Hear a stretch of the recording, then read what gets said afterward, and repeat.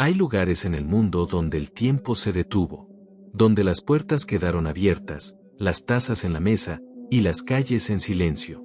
No porque nadie las haya construido, sino porque, un día, todos se fueron. Algunas fueron abandonadas por la guerra. Otras, por la tierra que tembló, por un río que se desbordó, por la ambición que dejó de valer la pena. Y lo más inquietante no es que estén vacías. Lo que realmente estremece, es que aún están ahí. Ciudades fantasmas. Ecos de un pasado que se niega a desaparecer. Hay ciudades que desaparecen poco a poco. Y hay otras que, en apenas unas horas, se convierten en un recuerdo congelado. Pripyat fue una de ellas. Esta ciudad, ubicada en el norte de la actual Ucrania, fue fundada en 1970 como núcleo residencial para los trabajadores de la central nuclear de Chernóbil, situada a tan solo 3 kilómetros de distancia. Era una ciudad nueva, moderna y planificada por completo por el Estado soviético. En 1986, vivían en Pripyat aproximadamente 49.000 personas. La mayoría eran ingenieros, científicos, médicos, técnicos y sus familias. La ciudad tenía escuelas, guarderías, hospitales, mercados, un centro cultural, parques y hasta un parque de diversiones que iba a inaugurarse el 1 de mayo, Día del Trabajador. Ese parque nunca abrió. Y la ciudad, tal como fue concebida, dejó de existir repentinamente el 26 de abril de 1986, a la 1:23 de la madrugada. Durante una prueba de seguridad mal ejecutada, el reactor número 4 de la planta nuclear explotó violentamente. La tapa del reactor, de más de 1.000 toneladas, fue expulsada. El núcleo quedó expuesto. El grafito ardió durante días, liberando al ambiente altísimas cantidades de radiación. Pero en Pripyat, la gente no lo sabía. Esa misma mañana, los niños fueron a la escuela, los trabajadores a la planta, y las familias continuaron su rutina. No hubo alarma. No hubo evacuación. No hubo verdad. Durante casi 36 horas, los habitantes vivieron sin saber que estaban respirando partículas letales, invisibles y silenciosas. No se les entregaron máscaras. No se les dio yodo para proteger la tiroides. El Estado soviético ocultó el desastre. Finalmente, el 27 de abril, a las 2 de la tarde, llegó la orden de evacuación. Más de 1.000 autobuses llegaron a Pripyat. A la población se le dijo que salieran solo con documentos, ropa ligera y que regresarían en unos días. Nadie volvió jamás. Pripyat fue evacuada en unas pocas horas. Las casas quedaron como estaban. Las comidas servidas en la mesa, los juguetes en el piso, las lecciones escritas en el pizarrón. No murió nadie en Pripyat durante la explosión. Los primeros fallecidos fueron 2 trabajadores de la planta, uno murió al instante, otro por quemaduras. En las semanas siguientes, 28 personas, en su mayoría bomberos y personal de emergencia, murieron por síndrome agudo de radiación. Pero las consecuencias reales se verían años después. Miles de casos de cáncer de tiroides, leucemias, problemas respiratorios y daños a largo plazo en la salud física y mental de quienes estuvieron expuestos.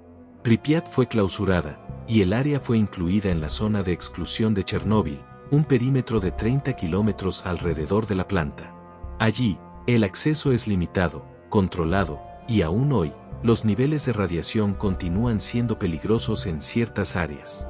Con el tiempo, la ciudad comenzó a deteriorarse. Las estructuras se agrietaron, el concreto se partió, y la vegetación empezó a invadir las calles. Curiosamente, la fauna salvaje regresó.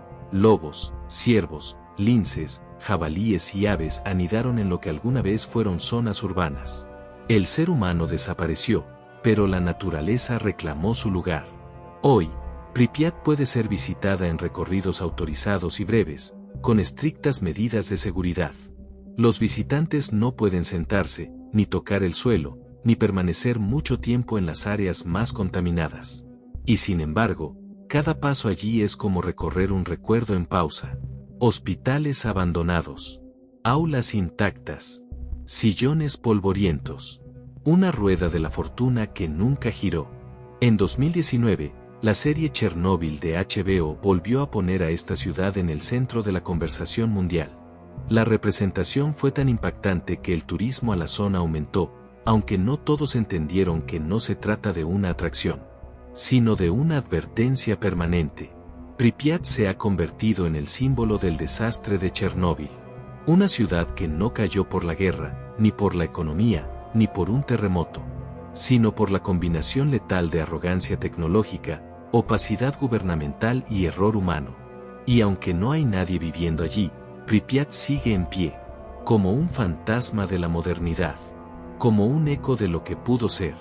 Cada rincón vacío nos recuerda que la civilización es frágil, que las decisiones de unos pocos pueden marcar el destino de miles, y que la historia no siempre se cuenta con palabras. A veces, se escribe con silencio. En la ladera de una montaña en el suroeste de Turquía, cerca de la ciudad de Fethiye y del mar Egeo, se encuentra un lugar detenido en el tiempo. Más de 500 casas de piedra, muchas sin techo, sin puertas, sin ventanas, se aferran a la colina como si aún esperaran que alguien regrese. Este lugar se llama Kayaköy, pero no siempre tuvo ese nombre.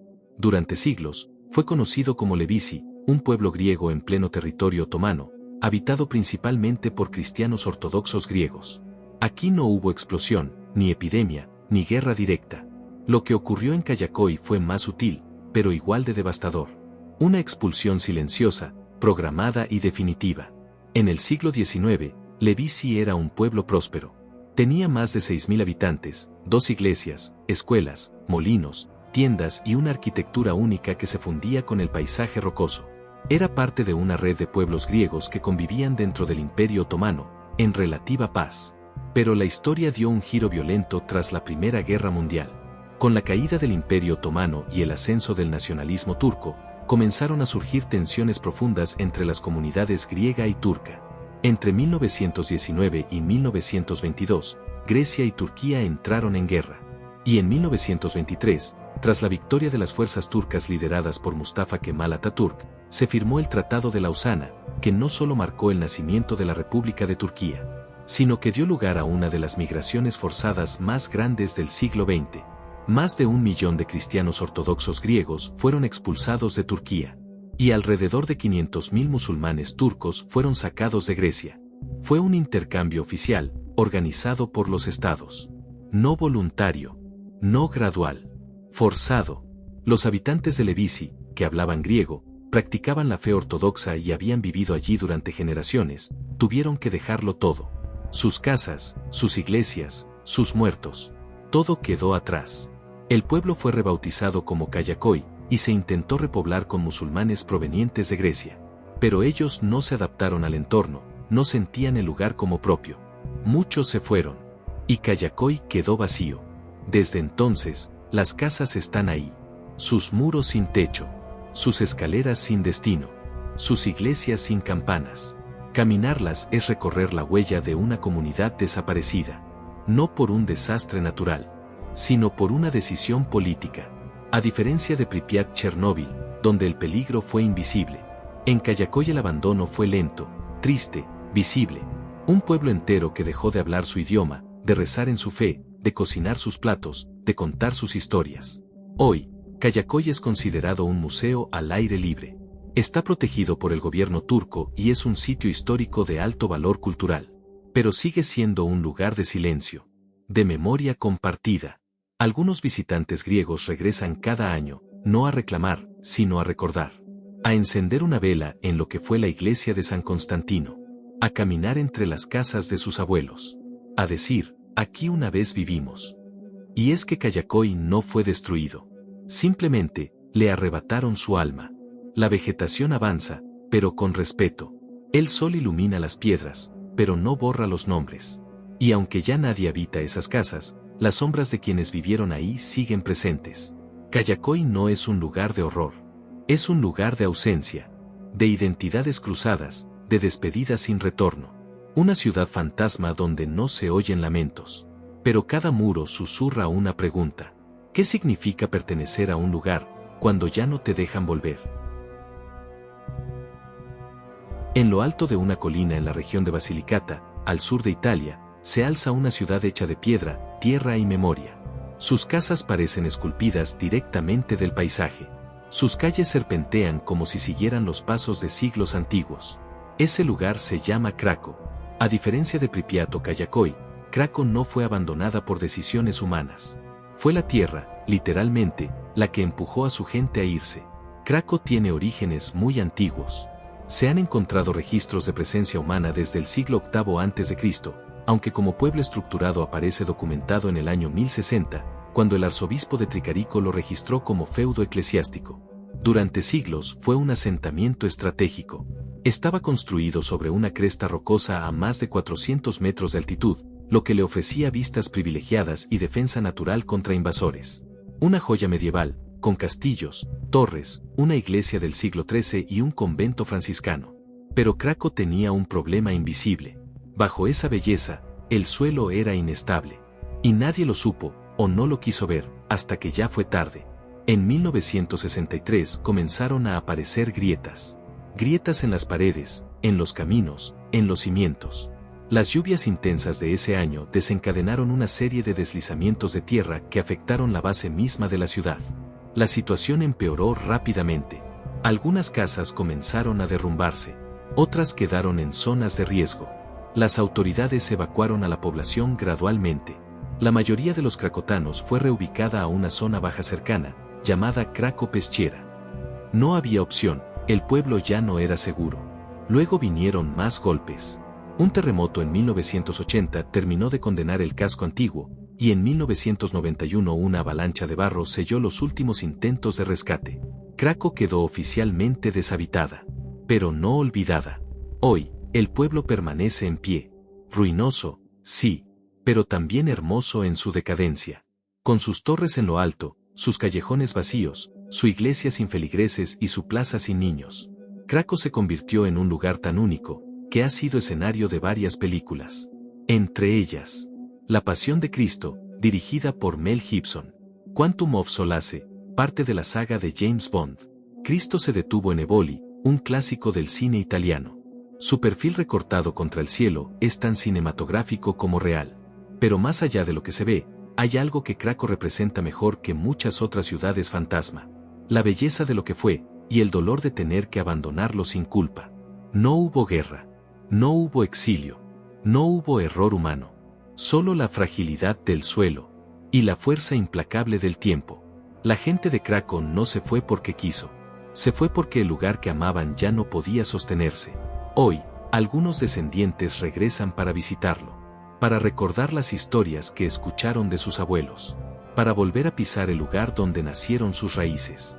Y en los últimos años, Craco ha comenzado a renacer, no como ciudad habitada, sino como lugar de memoria, arte y turismo consciente.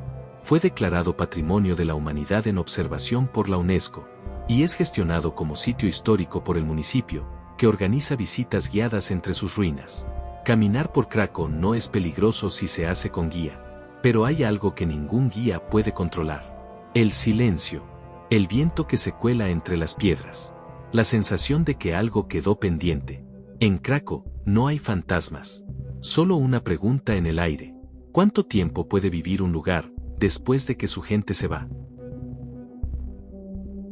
Si alguna vez existió una ciudad que encarnara el mito del viejo oeste americano, fue Bodie.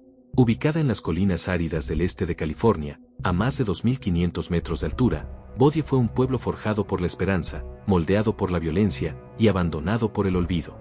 Todo comenzó en el año 1859, cuando un grupo de buscadores de oro, entre ellos William S. Bodie, de quien tomaría su nombre, encontró vetas de oro en las montañas cercanas. En ese momento, era apenas un campamento minero más, perdido en el desierto.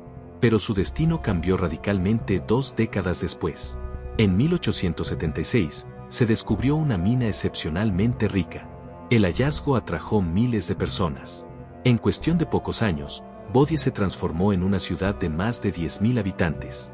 Había 30 salones, casinos, hoteles, prostíbulos, una cárcel y hasta su propio distrito chino. Pero junto con el oro llegaron los asaltos, los duelos a muerte y los incendios. La ley era una sugerencia. Y Bodie, como se decía en la época, era un infierno sobre la tierra. Hay registros que aseguran que, en algunos días, había hasta 3 asesinatos antes del anochecer. Era una ciudad ruda, peligrosa, desbordada por el dinero rápido y la desesperación. En su apogeo, producía más de $1 millón en oro y plata al año, una cifra impresionante para la época. Pero como todo boom minero, Bodie dependía de una sola cosa, la riqueza del subsuelo. Y esa riqueza, como siempre, se agotó. Para finales del siglo XIX, la fiebre del oro empezó a disiparse. Las minas comenzaron a rendir menos. La gente se fue, en silencio, buscando oportunidades en otras partes. La población descendió drásticamente. Y luego, los incendios terminaron de arrasar lo poco que quedaba. En 1912, la producción de oro se volvió marginal. En 1932, un gran incendio destruyó buena parte del pueblo. Y para 1940, Bodie fue oficialmente abandonado. Pero aquí viene lo curioso, Bodie nunca fue destruido del todo. Simplemente, se quedó como estaba. Las casas con su mobiliario. Las botellas en los estantes. Los carros oxidados en medio del polvo. Tan intacto que, en 1962, el gobierno del estado de California lo declaró Parque Histórico Estatal y comenzó a conservarlo en lo que se llamó estado de deterioro arrestado. Es decir, no se restaura, pero tampoco se deja colapsar. Hoy, visitar Bodie es como abrir una cápsula del tiempo. Se puede entrar a la escuela, con los libros aún sobre los pupitres. Se puede mirar a través de las ventanas y ver vajillas sobre la mesa, muebles cubiertos de polvo y pianos esperando ser tocados. El silencio es absoluto. El aire seco. Y entre los edificios de madera carcomida, uno siente que cada rincón cuenta una historia de exceso, ambición, violencia y pérdida. Bodie no solo fue escenario de una fiebre del oro. Fue también el reflejo de una época donde el sueño americano se buscaba con pico, pala, y a veces, con el revólver en la mano. Hoy, decenas de miles de personas la visitan cada año. Pero nadie vive allí. Ni siquiera los empleados del parque, que se retiran al anochecer. Y aunque no quedan fantasmas visibles, los locales cuentan historias. Puertas que se abren solas. Susurros en la escuela. Objetos que desaparecen y reaparecen en otro lugar. Incluso hay una leyenda llamada la maldición de Bodie. Los visitantes que roban algún objeto del pueblo, una piedra, una moneda, un clavo oxidado, suelen enviar cartas al parque pidiendo perdón y devolviéndolos, luego de haber sufrido supuestas desgracias. Sea cierto o no, Bodie parece querer ser respetado. No tocado. Solo observado. Y quizás eso es lo que lo mantiene tan vívido en el recuerdo. Una ciudad fantasma no por tragedia ni por decreto, sino porque el oro que le dio vida, también la condenó a morir. En medio del desierto más árido del planeta, entre montañas de sal y viento seco, se levanta una ciudad abandonada que alguna vez alimentó los sueños industriales del mundo. Ese lugar es Humberstone, en el norte de Chile. Y aunque hoy está en silencio, hubo un tiempo en que fue el corazón palpitante de la economía de todo un país. Su historia comienza en el siglo XIX, cuando científicos europeos descubrieron que el nitrato de sodio, también llamado salitre, era un fertilizante natural de altísimo valor. El desierto de Atacama, por entonces, se convirtió en la fuente más codiciada de este mineral. Durante décadas, el salitre chileno fue esencial para la agricultura mundial, y también para la fabricación de pólvora y explosivos. En 1872, se fundó la Oficina Salitrera Santa Laura, y poco después, en 1902, la de Humberstone, nombrada así en honor al ingeniero inglés James Humberstone, pionero en la industria salitrera chilena. Ambas oficinas formaban parte de un paisaje duro, implacable, sin agua y sin árboles. Pero contra todo pronóstico, una ciudad nació en medio del desierto. En su apogeo, Humberstone albergó a más de 3.000 personas. Trabajadores, familias, maestros, médicos, artesanos.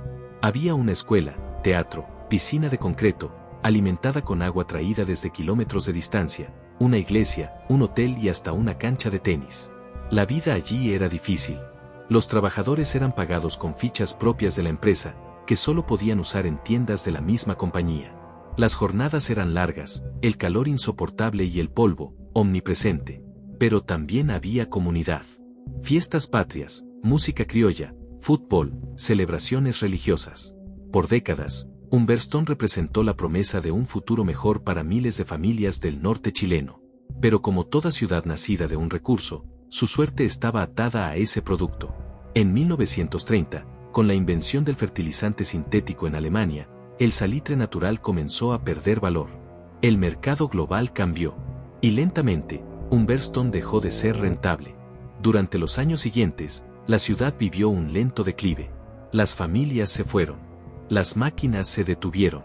La vida, que había resistido el desierto, no resistió el olvido económico. En 1960, la oficina cerró oficialmente.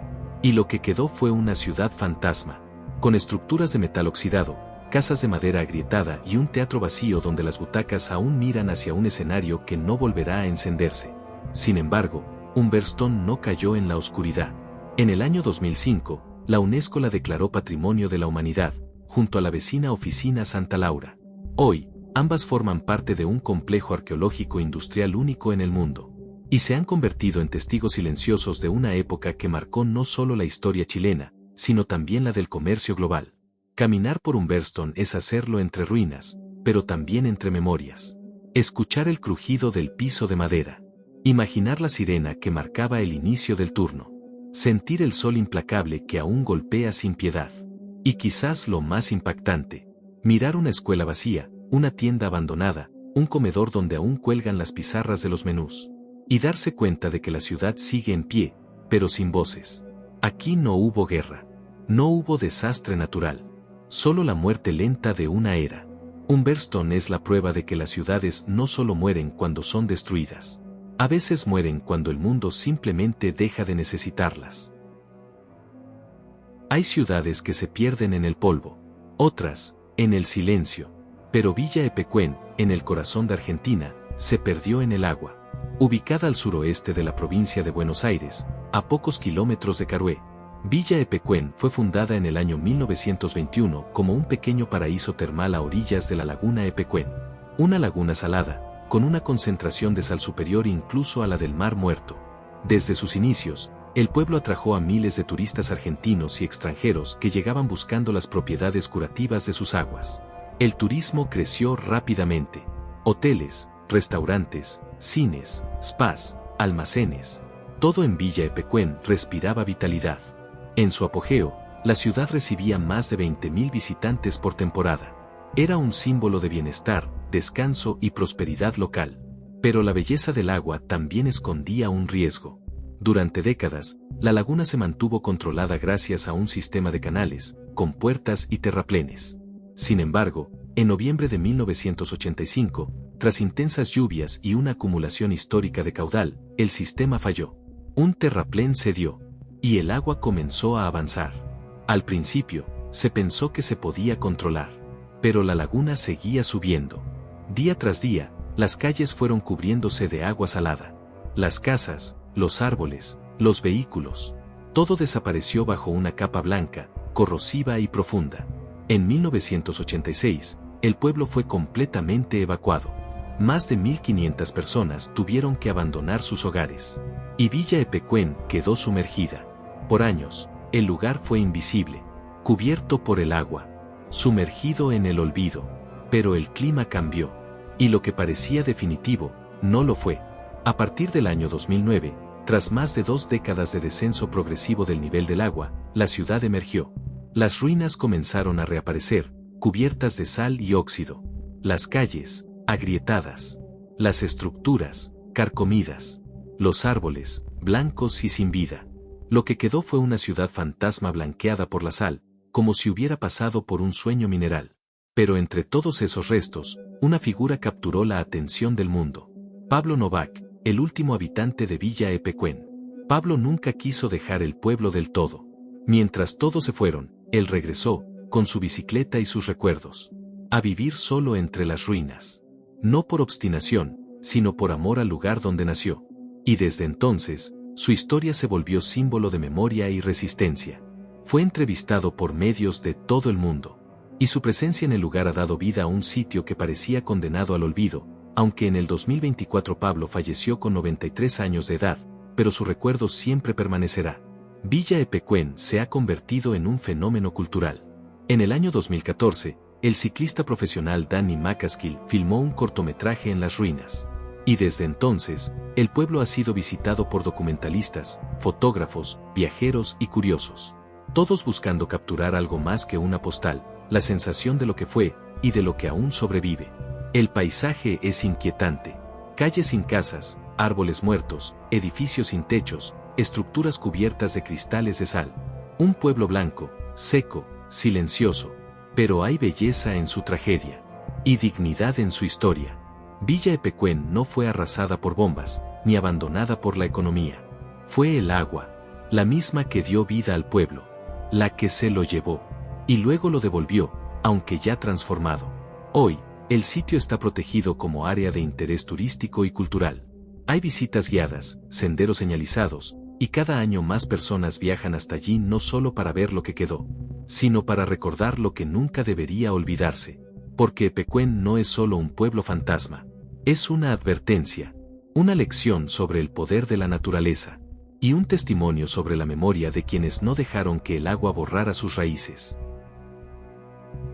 A 20 kilómetros de la costa de Nagasaki, en Japón, se alza una isla artificial rodeada por muros de concreto, azotada por el viento del océano, y completamente deshabitada. Su silueta recuerda a un acorazado. Ashima es el nombre oficial de la isla. Así la registra el gobierno japonés. Gunkanjima es un apodo popular, que significa isla acorazado, por su silueta que parece un buque de guerra. Hoy, parece una ruina flotante. Pero hubo un tiempo en que fue una de las zonas más densamente pobladas del planeta. La historia de Ashima comienza a finales del siglo XIX. En el año 1887, la poderosa empresa Mitsubishi adquirió la isla para explotar los yacimientos submarinos de carbón que se encontraban debajo de ella. Era el inicio de la industrialización japonesa, y el carbón era el motor del progreso. Durante las siguientes décadas, se construyó una ciudad entera sobre la roca. Edificios de concreto de 9 pisos, fábricas, escuelas, tiendas, un hospital e incluso una piscina pública. Ashima se convirtió en un ejemplo extremo de urbanización vertical y aislada. Todo estaba comprimido en solo 6 hectáreas de superficie. En su punto máximo, en la década de 1950, vivían allí más de 5.000 personas, lo que equivalía a una densidad de población superior a la de Tokio o Nueva York. No en número total de habitantes, sino en densidad poblacional, es decir, habitantes por kilómetro cuadrado. No había automóviles, ni árboles, ni parques. Todo era cemento, pasillos estrechos y escaleras. La vida se desarrollaba entre los bloques, bajo el ruido constante de las máquinas, y con el océano rugiendo en cada rincón. Pero Ashima también tiene un lado oscuro. Durante la Segunda Guerra Mundial, el gobierno japonés utilizó trabajo forzado de prisioneros coreanos y chinos para mantener las minas en funcionamiento. Las condiciones eran inhumanas. Túneles angostos, calor extremo, turnos interminables y riesgo constante de accidentes. Muchos murieron, y esa parte de la historia fue silenciada durante décadas. Con el paso del tiempo y el auge del petróleo como fuente de energía, el carbón perdió su valor. En 1974, las minas se cerraron, y Mitsubishi ordenó la evacuación completa de la isla. Fue repentino. Los habitantes se marcharon en cuestión de días. Dejaron atrás sus pertenencias, sus electrodomésticos, sus recuerdos. Desde entonces, nadie volvió a vivir allí. Durante casi 30 años, Ashima quedó cerrada al público. El clima y el abandono destruyeron techos, quebraron muros, y dejaron el paisaje en un estado de colapso estructural impresionante. Pero también surgió el mito. En el año 2009, las autoridades japonesas comenzaron a permitir visitas limitadas a ciertas zonas seguras. Y en el año 2015, Ashima fue declarada Patrimonio de la Humanidad por la UNESCO, aunque con controversia, debido a la omisión inicial del uso de trabajo forzado durante la guerra. Desde entonces, la isla se volvió icono visual del abandono urbano. Fue escenario de documentales, videojuegos y películas. En el año 2012, apareció como la guarida del villano en la cinta de James Bond de Skyfall. Y desde entonces, millones de personas la conocen aunque no sepan su nombre. Caminar por Ashima es imposible sin un guía. El deterioro es peligroso. Pero observarla, desde el mar o desde los drones, es ver la postal de un mundo distópico que fue real. Una ciudad que lo tuvo todo. Riqueza, tecnología, verticalidad, eficiencia. Y que aún así, no sobrevivió a su propio aislamiento. Ashima es la prueba de que incluso los sueños industriales más ambiciosos pueden desmoronarse. Y que cuando el progreso se construye sin humanidad, El silencio es su única herencia. Hoy, la isla sigue allí, rodeada de niebla, cemento y olvido. Una ciudad sin tierra firme. Un cementerio de concreto, flotando entre las olas. Cada una de estas ciudades fantasmas nos habló en su propio idioma. El idioma de la memoria, del abandono, de las advertencias que el mundo deja escritas en piedra, sal o polvo. Desde Pripyat, donde el poder de la tecnología se desbordó sin control, hasta Epecuén, donde el agua marcó la frontera entre la vida y el olvido. Desde Asima, la isla de concreto industrial, hasta Callacoy, que guarda en sus muros el eco del desarraigo forzado. Pero más allá de las ruinas, lo que realmente queda son las historias, los nombres, los pasos que alguna vez resonaron en esas calles hoy vacías. Quizás lo más inquietante no es lo que se fue, sino lo que todavía nos dice. ¿Qué pasará con las ciudades que habitamos hoy? ¿Habrá nuevos pueblos fantasmas dentro de 100 años? ¿Qué quedará de nosotros cuando las voces callen y el concreto comience a resquebrajarse? Explorar estas ciudades no es solo mirar hacia atrás. Es también preguntarnos qué futuro estamos construyendo, y para quién. Y ahora te pregunto a ti, ¿conocías estos lugares? ¿Cuál te impactó más? Déjalo en los comentarios. Nos encanta leerte. Y si este viaje te dejó pensando, suscríbete a Más Allá del Mapa. Aquí no solo exploramos lugares. Exploramos historias, culturas, memorias y silencios. No olvides regalarnos un like, compartir este video si te gustó, y activar la campanita para no perderte nuestro próximo destino.